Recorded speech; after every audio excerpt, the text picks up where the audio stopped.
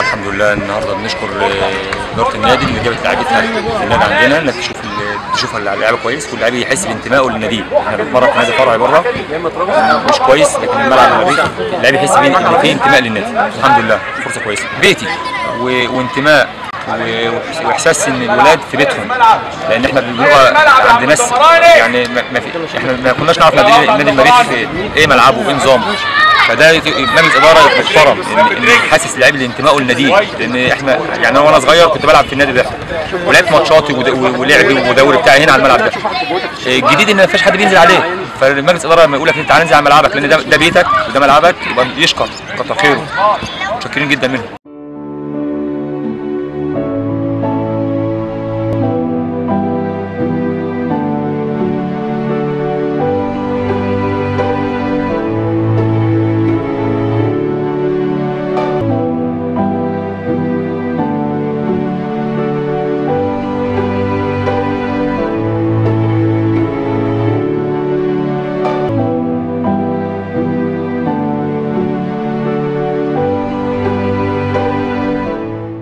النهارده يمكن الحمد لله رب العالمين قدرت يمكن في خلال حوالي شهر ولا شهر ونص قدرنا نعمل مجموعه لعيبه كويسه، فريق 2000 في نادي المريخ، ويعني الحمد لله رب العالمين قدرنا نحط ايدينا على عناصر نعمل قوام الفرقه.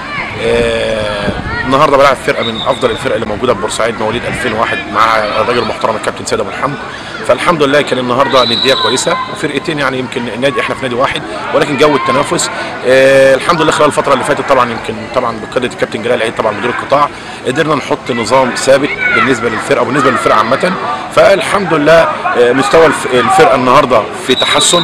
يمكن ده رابع مباراه وديه ليا، كان عندي مباراه مع دمياط خلال اول امبارح، الحمد لله ربنا اكرمني وكسبت 8-1، وقبلها كان مع فرقه نادي السلام اللي كانت حاصله على البطوله الموسم الماضي وتعادلنا 1-1، وكان قبلها كان في ماتش ايضا مع كان 2001 وكسبنا. والنهارده الحمد لله المكسب كويس، ولكن النهارده بتحاول تحفظ جمل تكتيكيه، بتحفظ الولاد تحركاتهم في الملعب، بتحاول النهارده تمركز اللعيبه، بتحاول النهارده تحفظ جمل تقدر النهارده في مباراه زي الوديه دي تقدر تطلع بنتيجه كويسه.